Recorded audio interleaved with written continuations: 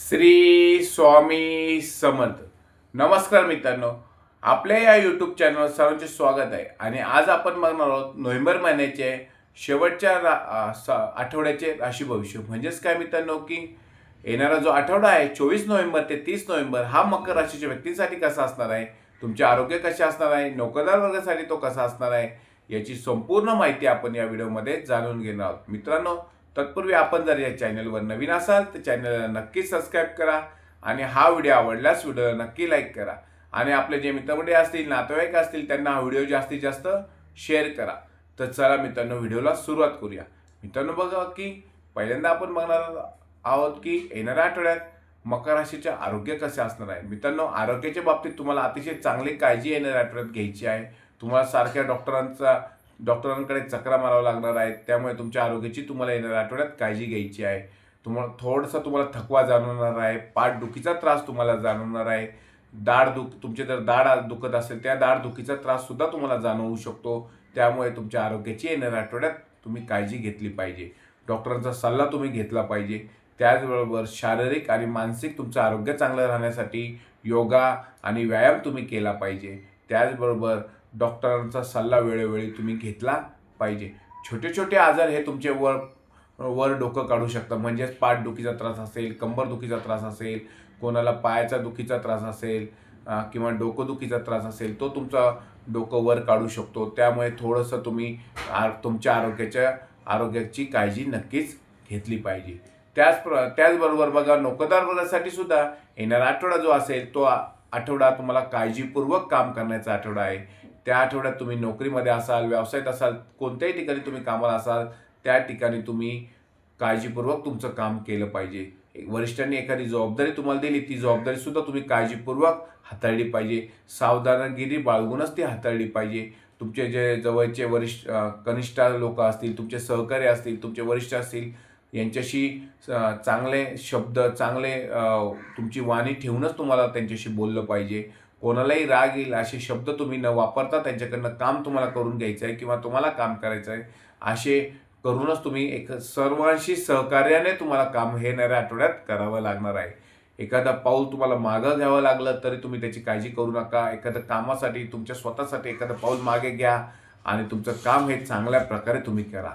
तुमच्या नोकरीमध्ये तुम्ही जर असाल तर त्या नोकरीमध्ये जे वरिष्ठ असतील त्यांच्याशी चांगले शब्द तुम्ही बोला. तुमच्या वाणीवर तुम्ही नियंत्रण नक्कीच ठेवा. तुमचे सहकाऱ्यांशी बोलताना, तुमच्या कनिष्ठांशी बोलताना, तुमच्या वरिष्ठांशी बोलताना तुमच्या वाणीवर तुमचं नियंत्रण हवं आहे. तुम्ही कोणता शब्द बोलताय, काय बोलताय याच्यावर तुमचं नियंत्रण पाहिजे. रागावर नियंत्रण तुम्ही ठेवलं पाहिजे. येणाऱ्या आठवड्यात काळजीपूर्वक एखादं काम तुम्ही केलं पाहिजे. त्यानंतर बघूया मित्रांनो की विद्यार्थी वर्गासाठी येणारा जो आठवडा आहे तो आठवडा थोडासा अभ्यासात लक्ष देण्याचा आठवडा असणार आहे. तुमचं मन विचलित होऊ शकतं. त्यामुळे तुमच्या अभ्यासाकडे दुर्लक्ष करू नका. तुमचं जर महत्त्वाच्या परीक्षा असेल, स्पर्धा परीक्षा असेल, एखाद्या विद्यार्थ्यांच्या परीक्षा असतील, त्या परीक्षेत तुम्हाला जाणीवपूर्वक लक्ष विचलित होऊ शकतं. त्यामुळे तुम्ही लक्ष अभ्यासात केंद्रित करा आणि अभ्यास नक्कीच करा. तुमची एखादी स्पर्धा असेल, परीक्षा असेल, त्यात तुम्हाला थोडंसं अवघड जाणार आहे. त्यामुळे अभ्यासात लक्ष केंद्रित नक्कीच करा. त्यानंतर बघूया की आर्थिक बाबतीत येणारा आठवडा हा तुमच्यासाठी अतिशय चांगला असणार आहे. परंतु तुमची आर्थिक आवक मात्र वाढणार आहे, परंतु खर्च पण तेवढाच होणार आहे. त्यामुळे अनावश्यक खर्च टाळा. बचत जेवढी जास्त करता येईल तेवढी तुम्ही बचत येणाऱ्या आठवड्यात केली पाहिजे आणि तो बचत तुम्हाला चांगल्या मार्गाने वापरता आली पाहिजे. म्हणजेच काय, येणारा आठवडा हा तुम्हाला काळजीपूर्वक काम करण्याचा आठवडा आहे. जाणीवपूर्वक तुम्ही काम करा, लक्ष देऊन तुम्ही काम करा. कुठलंही तुम्ही काम करत असाल त्यात तुम्ही काळजीपूर्वकच ते काम केलं पाहिजे. त्यानंतर बघूया की ज्यांची लग्न झालेले आहे अशा व्यक्तींसाठी येणारा आठवडा हा अतिशय चांगला असणार आहे.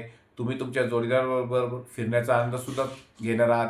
तुमच्या कुटुंबातील वातावरण अतिशय चांगलं असणार आहे. कुटुंबात तुम्हाला मान सन्मान मिळणार आहे. त्याचबरोबर कुटुंबात तुमचा शब्द पाळला जाणार आहे. त्याचबरोबर मित्रांनो, कुटुंबातील एखादं चांगलं फंक्शन असेल ते फंक्शन तुमचं येणाऱ्या आठवड्यात होऊ शकतं. त्याचप्रमाणे तुम्ही कुटुंबाबरोबर कुठेतरी फिरण्याचा आनंदसुद्धा घेणार आहात.